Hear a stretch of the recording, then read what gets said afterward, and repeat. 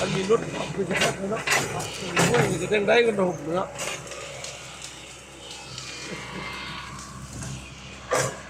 ยูแถวนี้ลงเลย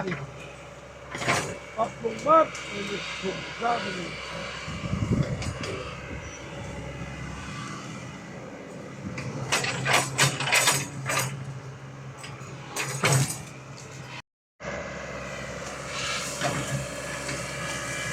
วิวเรื่องนี้โคตรงามเลย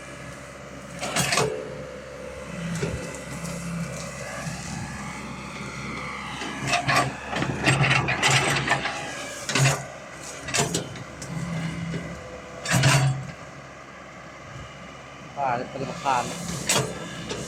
แต่ว่าปกไม้ในใครเนี่ยเขี่ยเนี่ยรอดแก้ว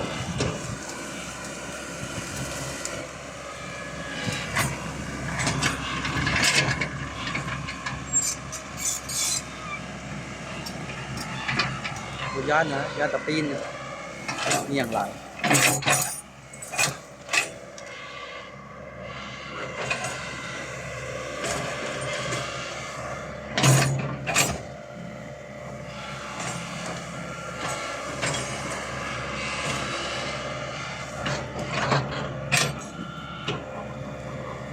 เดระวังเลยได้อย่างน่ะระวังเลยพยายามระวังเลยได้คุ้มค่าเลยเอาคนคดไปบอลให้มันเอียงร้ายรถน่ะ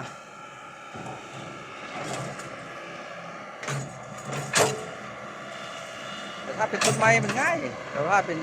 เสียดแบบนี้คดออกอย่างเงี้ยน้อย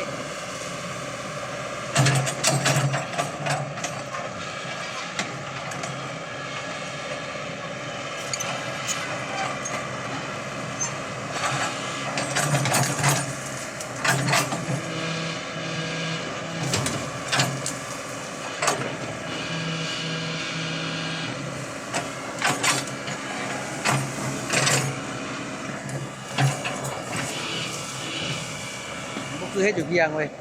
จุดเกียงง่ายกว่านี้ทางคูนี่เลยระมัดระวังหลาย